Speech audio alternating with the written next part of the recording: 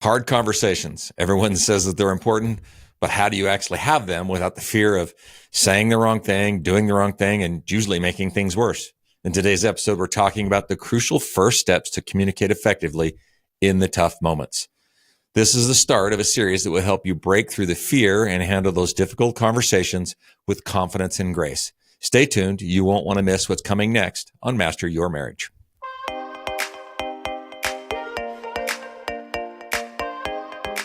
Well, welcome to another episode. Today, we are starting a short series on communication. We love the series. And communication is an interesting word, isn't it? Yeah. Communication. We often think of communication as just the words that we say, but it's so much more than that.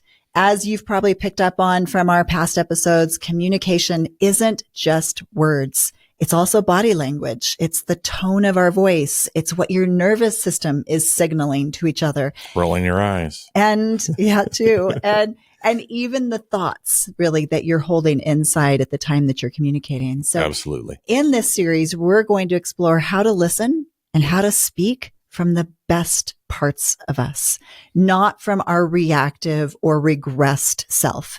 We're going to dive into what it means to speak with integrity and with truth. So let's be real, right? This is a big deal, communication. It's hard. Right?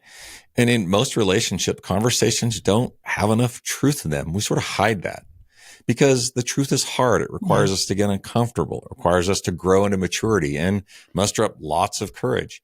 It demands that we steady our impulses and reactions, which sort of isn't easy, especially when we're getting a little bit hot. And oddly enough, in our culture in the United States, we often don't share the truth because it can be hard to hear. So we just avoid it altogether. Absolutely. Other countries really think disagreement is useful, right?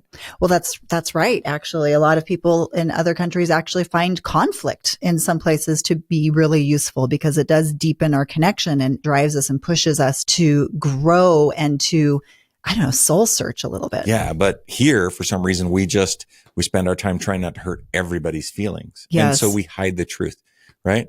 And we don't just hide the truth from our partners. We often hide the truth from ourselves. Maybe more so. Yeah, maybe more so. So we're experts. Humans are experts in self-deception. We tell ourselves stories that make us look good while painting our partner in a less flattering light. It's always a story. Oh yeah, she's mad at me today because blank. Not that I was anything, but yes, blank. And we're going to talk about some of those stories later. Yeah, absolutely. But here's the thing. Truth is essential in communication. When we don't speak truthfully, we create incongruency. And that means that our words aren't matching our body language or energy or the feelings and thoughts that we have inside. And when we have incongruency, our partner can feel that. They can map that. They can sense that. Yeah. Yeah. Because your partner's good at reading you. Mm-hmm.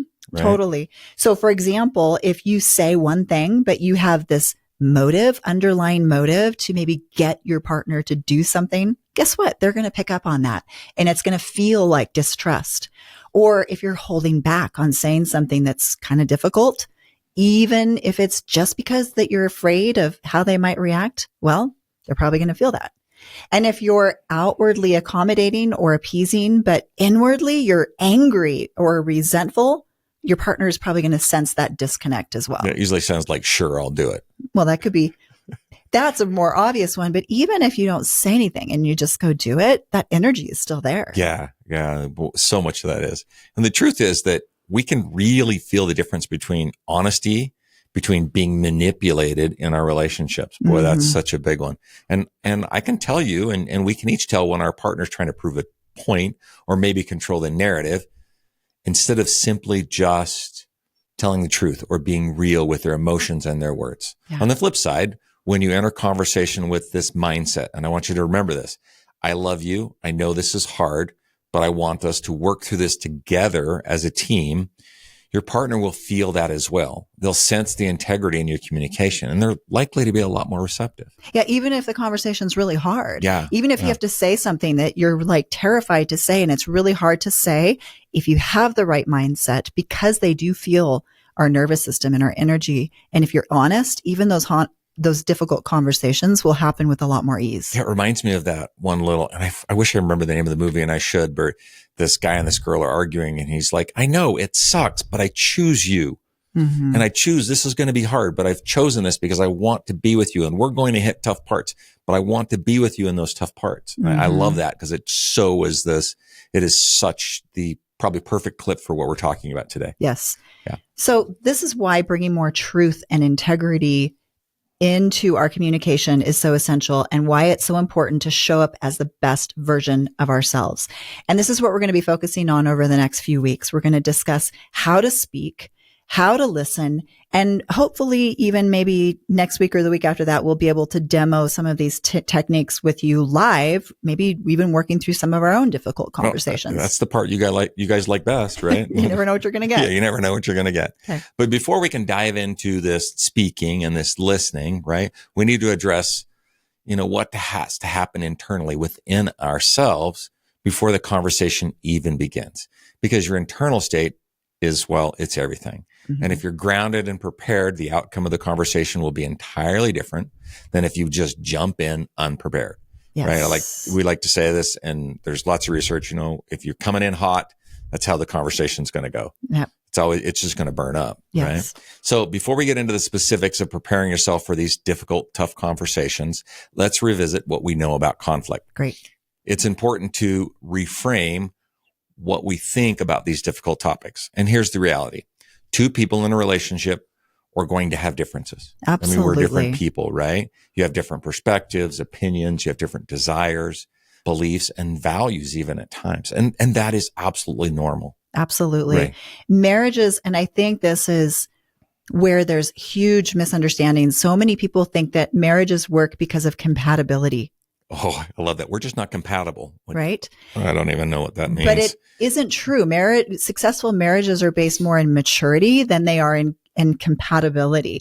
Marriages don't thrive because we find someone who is exactly like us. They succeed because we learn to respect and make room for those differences that do exist. In fact, those differences can actually make us stronger and more resilient and more mature and smarter, I think, as a team. Oh, absolutely. And if you've ever worked on a team, you've seen how much this diversity exists within that team environment, right? Mm-hmm. Different skills, different ideas, even different motivations and desires. It's part of what makes this team dynamic.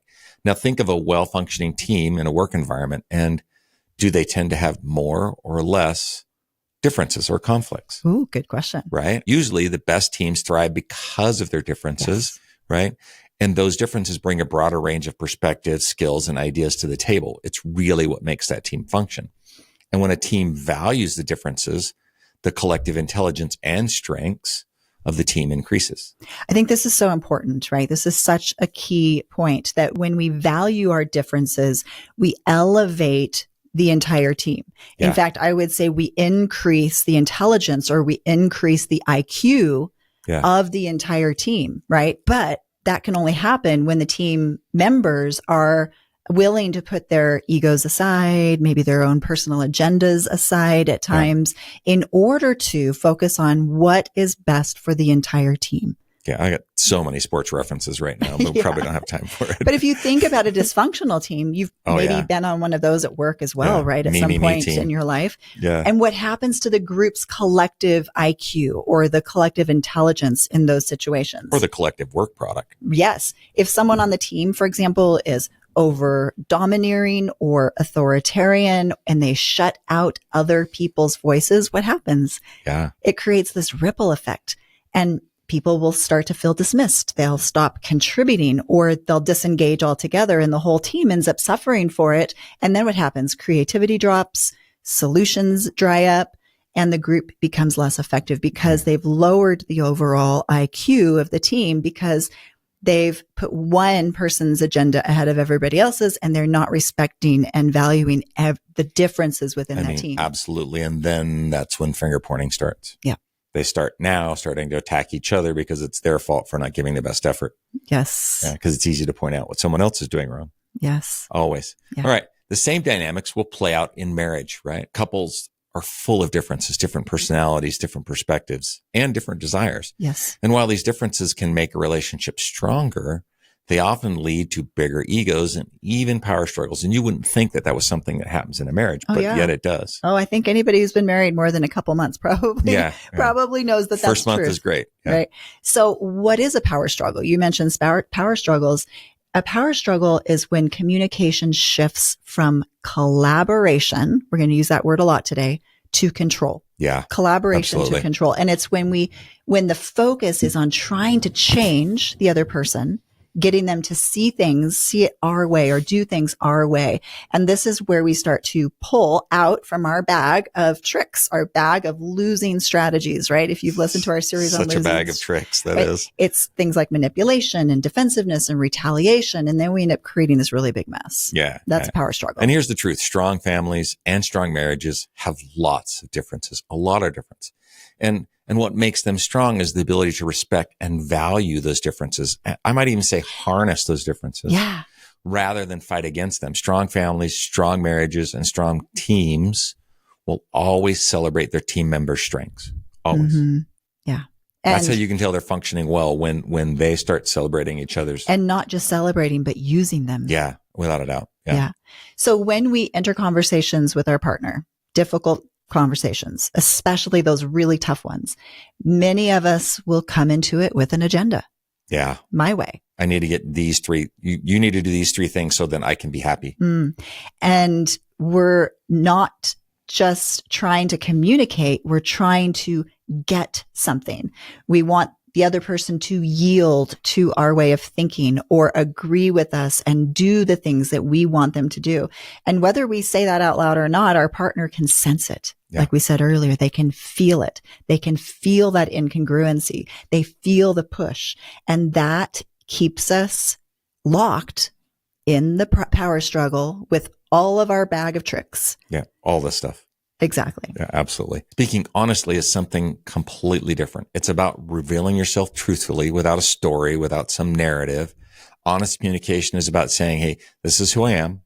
This is my perspective. This is how I see things, with no strings attached and no expectation that I'm going to get anything in return for this type of honesty. Yes. Right? This kind of honesty, while it seems scary, actually strengthens your relationship because it's very authentic. Mm-hmm. It's very vulnerable. Mm-hmm. It doesn't try to manipulate. It doesn't try to control, nor does it have an agenda. You're just putting out that these are the things. This is how I feel. This is how I see things. I'm willing to accept your perspective. Let's talk about it. Yeah, I love that. I love that. I think the word revealing that you just used is so key, because mature communication is all about revealing what's inside and going on inside of me. And it's less about you. It's about revealing. That's what mature, wise conversation should be like when we're speaking from our higher best self. Yeah, absolutely. But here's the real question. Oh, no. How do we actually do that? Yeah, that's how what's do hard. we speak this way, especially when the stakes are high and the conversation feels really big, really hard. And Robert said it earlier, it starts inside of you. Yeah. It starts inside of you. So first things first, we have to recognize that when emotions are high, there can coming in hot, especially when there's hurt feelings from the past that are involved. I'm hurt by something happened yesterday. We're far more likely to get pulled back into, if you listen to our episodes on the quadrants, right, and the different quadrants that we go to, we're more likely to be pulled into our regressive mind, into those places. And our inner child is gonna want to take over and take the wheel, especially in those difficult, hot conversations.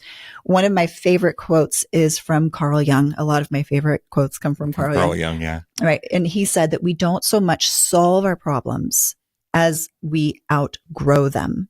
I think that's important when we think about maturity in relationships. And the growth that happens in the relationship. Growth, right? The soul stretching growth that has to happen. So we don't so much solve our problems as we outgrow them.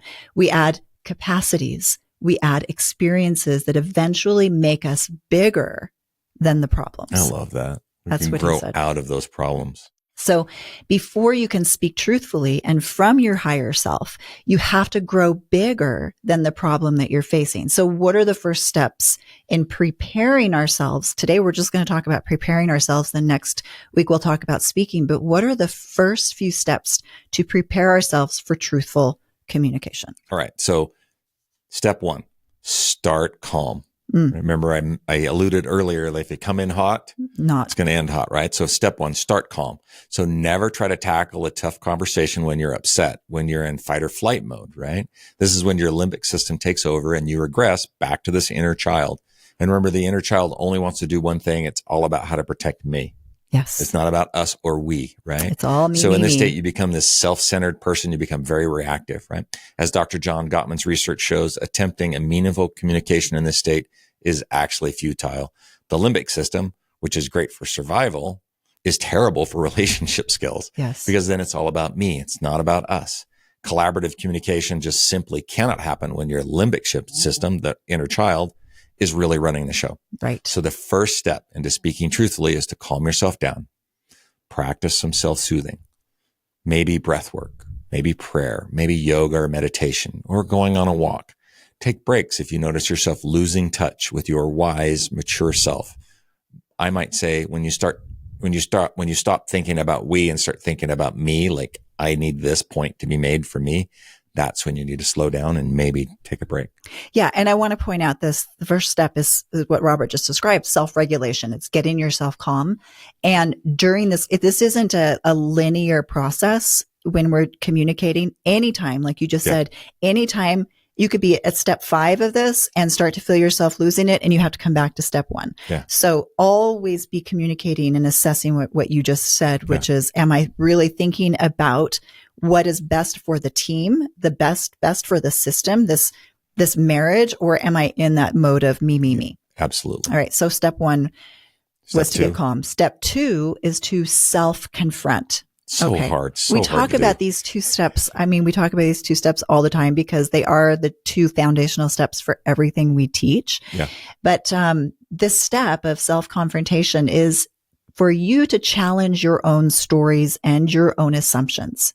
Because as Robert said earlier, we like to paint ourselves in this beautiful light and then our partner in darkness. So, yeah, always. You definitely cannot go into this conversation with an agenda, like we said earlier, or a need to get your partner to agree with you. So instead, you actually want to enter the conversation with an assumption. And I think this is really important, that your partner is a reasonable person.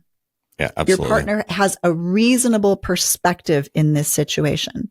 And it's probably going to be good for me to figure it out, or at least be curious about what that perception is, because you're a reasonable person most of the time, most of the right? time, yeah. And he has a good reason for his position. So I want to be curious about what that is instead of just going into it assuming that he's an idiot and he has no idea what he's thinking. Right. Okay. So before you engage in communication, take some time to consider what that reason might be that this person is holding this perspective that is different from yours.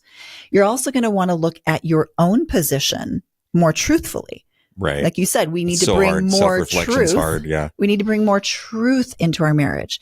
So I need to look at my own position more truthfully and start to look and tease apart what is real in my perspective versus maybe what is just this narrative that I've made up. This is hard. Yeah. This is hard work because as humans, we create meanings around everything. It's one thing I think that separates humans distinctly from the animal kingdom is we come in and create meanings around everything. We create these stories and the stories generally favor ourselves. So let's talk about how to challenge these stories, the story we're telling ourselves, the story that we're trying to put onto our partner, right? So first of all, I think it's really important that when we look at a problem, like we're going to have a conversation, and let's say that conversation is about money or it's about parenting, and we've had 75 fights about this one particular topic. Right. Should we bring all of those into the conversation? No, I think one time we tackle one thing at a time, right? Right. So if you're going to analyze the situation, pick one iteration of that fight because there's enough data there that we can look at and analyze without having to dive into 10 years worth of fights. Right. So what Charlotte just explained is it's best to analyze one incident, one specific incident at a time. And it often can be helpful maybe to write it down, like what happened, when, and where. And you have to be honest and truthful here, like you're a video camera just recording the events, right? Yes. So this helps slow everything down. It separates the story from the truth, right? And stick to the facts that you best remember, and then what happened exactly without adding interpretation or any meaning to the story. Right? That's going to help bring clarity. Like, why did this happen?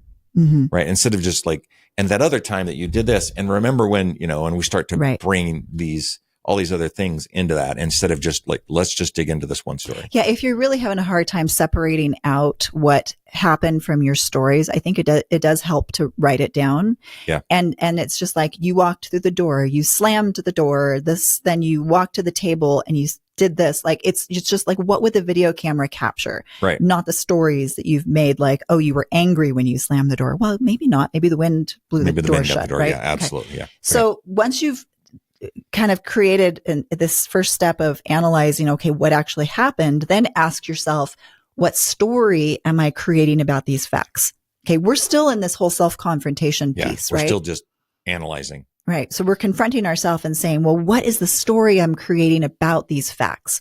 What is the meaning that I'm assigning here? For example, you might be telling yourself, I don't know, she doesn't want to have sex with me because she is repressed or because of her childhood or whatever, right? Or he's broken. There's just something wrong with him. He's never going to change. All of that is interpretation. Right. Absolutely. All of that is just the stories that we've created. So this part of self-confrontation is so important because we need to flush out what the stories are that we've created to find more honesty and more truth. Right. And then next, we're going to challenge that story and we're going to ask the question, right? Is this the most honest and fair interpretation of the situation of the story? Like, what happened? Chances are the story that you're telling yourself in your head is coming from your regressive mind, that childhood mind, right? Who wants to protect me, right? It's not coming from your wise self, or it's not really coming from high order thinking. And it's because of that, it's not likely going to be the most accurate or constructive perspective.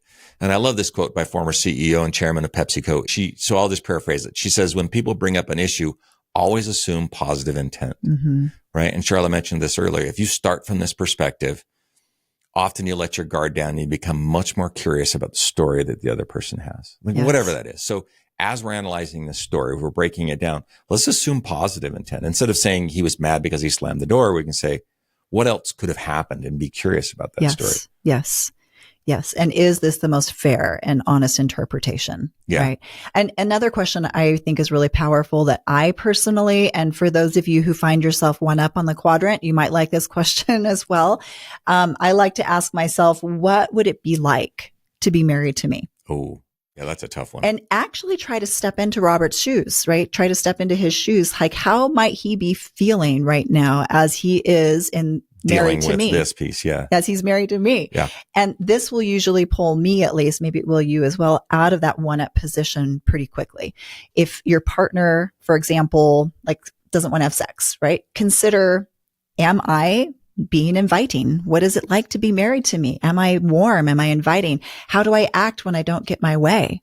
When you shut me down, what kind of a person am I to be married to? What must it be like for my partner in these situations to look at me from his shoes? Such a hard question to ask ourselves. We're not really good at that.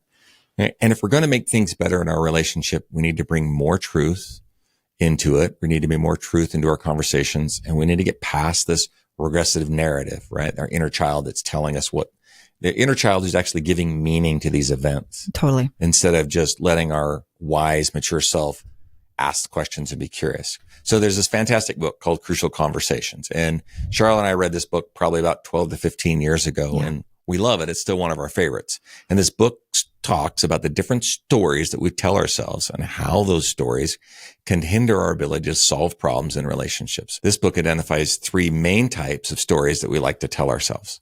The first story is called the victim story. The victim story emphasizes our virtues while sort of glossing over and downplaying our parts or even our role in this event, right? And it's a version of, it's not my fault. It's your fault. Yeah. Yeah. It's not me, it's you. So the second story the book talks about is the villain story. Yeah. So this flips the focus where we downplay our partner's virtues. So I would downplay all the wonderful things about Robert that he does, right? And amplify his faults, his vices. So this is the classic, it's your fault narrative. So the first one was, it's not my fault. The second one is, it's your fault. It has to be your fault, right? Yeah. Right. And the last story, the third one, right, is we tell the helpless and powerless story. Right. And this story This is the one that says, well, there's nothing I can do about it. And just sort of puts up this helpless, like, I guess I'll just have to live with it. Yes. Yeah. And sometimes we're really good at combining all three of those stories, and we'll tell those stories on repeat, like our playlist. Yeah, I didn't do anything wrong. It's all your fault. And we'll play that loop to ourselves nonstop. And we'll also tell it to anybody who will probably listen to us. Right. So it's like, I'm good. They're bad. And there's nothing that could be done about it. Yeah, absolutely nothing can be done about it. And again, where do these stories usually come from, right? They come from our regressive mind, our reactive mind, not our wise, considered prefrontal cortex. It's usually just a way to justify ourselves and avoid the discomfort of seeing and owning your own crap, what is true, right? And interestingly, the fiercer and stronger we cling to these different narratives, the more likely we are to be avoiding something. Yes. And usually something about ourselves. Right? I think that's so interesting, right? The more we dig into that story, the more we're actually hiding something. Yeah, without a doubt. The more we don't want to see Don't look truth. over here. It's all about this. Right? Yes. Yeah, we're just trying to hide that one thing. And we're avoiding what we don't want to see in ourselves. Well, probably what we don't like about ourselves. But we're sort of hiding that, right? And we're selling ourselves a story, avoiding the painful questions that are actually quite necessary. And the question would be, is it me? Do I have some part to play in this? Yeah. Such a hard question. Yeah. I think if we could all just say that every time there was another one. I think I shared that quote with you where, she said, feedback's the hardest thing. It was a CEO. She said, the feedback's the hardest thing to do. And then when somebody gives you feedback, the best thing you can do with that feedback is to say, okay, what part of that should I own? Yeah. Yeah. Is there any part of this? So she automatically goes into the filter of, is there any part of this that is me that I should accept, that I should be honest? Yeah. And could I get better at, and then discard what doesn't belong to you and truly accept and receive that part that does belong to you. Yes. Yeah. But as long as we stay focused on our victimhood, our powerlessness, and in those stories that we tell ourselves, we avoid looking in the mirror and taking responsibility, and we avoid seeing what is true. Like Robert said, seeing, is there any truth that's here? Yeah. So why are we discussing this today? That's a good question. Because improving communication starts with bringing in more honesty, with bringing in more truth. We need to infuse more truth into our relationships. And before we even open our mouths to speak or listen, we need to get as wise as possible. So the book Crucial Conversations offers some additional great questions. Yeah, so we've shared some good questions that you can use for self-confrontation already, but these are questions that come specifically from the Crucial Conversations book to challenge those three stories: the victim story, the perpetrator story, and the helpless story. Right? Yeah. So what are these questions that the book suggests? Right. Well, the first one, challenging the victim story, right? So we start by asking, what am I pretending to not know? I love that. What am I pretending to not know about my own role in this problem? Isn't that great? Yeah. What am I pretending to not know? What am I pretending that I don't know? Or what am I not really seeing? Like I don't know. It's not a problem over there. Right. Such a great question, because we often overlook and definitely downplay our own contribution. Right. So if you're somewhere, I want you to write this down, right? What am I pretending not to know about my own role in this problem? Great. Now let's challenge the villain story. Yeah. Okay. The perpetrator or the villain story. So ask, because remember, we're going to assume Robert's a reasonable human being. Right. So why would a reasonable, rational, decent person do this or think this or behave this way? Okay. Now, maybe your partner isn't being entirely rational and reasonable, maybe not all the time, but can you find some sense in their behavior, right? Can I kind of try to see how it makes sense through his eyes? Because understanding even a small part of their perspective is going to help you to respond productively rather than reactively. Right. It's going to help us to be more constructive. Right. So let's challenge the powerless story, right? I can't do anything about it story. Good. Ask, what can I do right now to move towards what I really want, which is a stronger and healthier relationship? I love that. What can I do right now? Not powerless. What can I do right now? I can do something. What can I do? Yeah. So these questions help us to push through self-deception. They help us to see what we're not seeing, and they help us to grow, not just as individuals, but as a couple, because that's really what a mature relationship is what is good for the couple, not what's good for you or me, but what is good for us. Yeah. Yeah. These steps we've talked about today, the self-soothing, the self-confronting, are essential for setting the stage for productive communication. And if you skip these steps and just jump straight into the conversation, you're likely to fall back into the same old, like, back and forth power struggles and patterns that you've exhibited all the way up to this point. Back to my bag of losing strategies. Here's retaliation. Bag of tricks. Yeah. Right? Here's, needing to be right. Here's retaliation. Here's control. Those are the things I'm going to continue to go to if I skip these first two steps. Yeah. So important. But when you take the time, right, to self-soothe, as Robert said, to self-confront first, you may even reach a point, and this is really interesting. Sometimes you go through those first two steps and you realize, okay, maybe we don't even need to have a conversation actually after all. I made a lot out of this. Maybe this is a time for me to just work on myself because maybe, wow, this is actually more about me than I thought. I know you and I actually processed something one time on live. We processed a regrettable incident and we got to the end of it and we hadn't processed it ahead of time. And I went, oh crap, this was actually more about me than it was about you. I remember that you said that. You're like, actually, I think this was all me. I don't know why we're having this conversation. All right. So, and I would say you might, if you're like me, especially people that, can go into when you do regress into your child regressive brain and you do go one up and you go to that place of maybe entitlement or grandiosity, that is what's going to bring you down. Going through those first two steps is you might go, wow, actually, this is a little bit more about me than I thought it was. It's very grounding to kind of work on that. Yeah. I love that. After you self-confront, you might just decide, hey, maybe I just need to focus on being kinder or more patient or more forgiving or whatever it is that you see in yourself that needs some work. Yeah, without a doubt. But the most important thing is don't enter into a conversation until you're calm, right? Until you've done the work of self-confrontation, right? You've looked in the mirror and you've asked yourself, like, what part do I play in this, right? Or else you'll probably just make it into a mess, right? As usual. And unless your mindset is truly, right? I love you. I know this is hard, but I want what's best for both of us. Then you're not ready to communicate. Yeah. Right? It's that same thing as that quote, right? Just like, I'm in this. I know it's going to suck, but I want us to both win. If you're not there. Yeah. If you're not there, point, like you're not ready. Yeah. Absolutely. You need to go back to the drawing board. So if you're not at that point, go back, repeat the steps until you are, right? This is crucial. If you can't hang on to that mindset of this is someone I love, someone I care about, and I want what's best for both of us, your partner will sense it. They're going to map it. Yeah, they'll map it. Absolutely.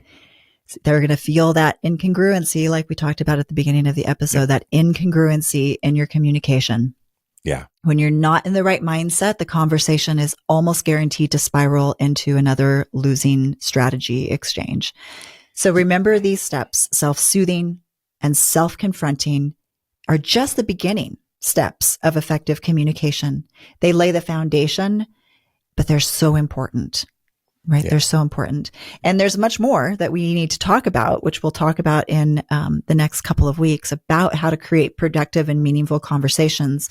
So we're going to talk next week about how to speak. And then after that, we're going to talk about how to listen. Yeah. But these two steps are essential. I love this series. I think it's going to be great. Yeah. Awesome. All right. Well, join us next week as we dive into the next set of steps of communicating effectively. We'll explore how to navigate tough conversations with clarity, with compassion, and with collaboration. That's why you'll want to make sure that you subscribe to the show right now so that you get that notification when the next episode in this series releases. And while you're at it, if you would please leave us a review and a comment and share this episode with anyone else that you think it might benefit. It's one simple way to help us to reach more couples who do need our support and need this content. Yeah. As always, be kind to each other this week. Put each other first. Remember, it's the small things done often that create the biggest impact. Until next time.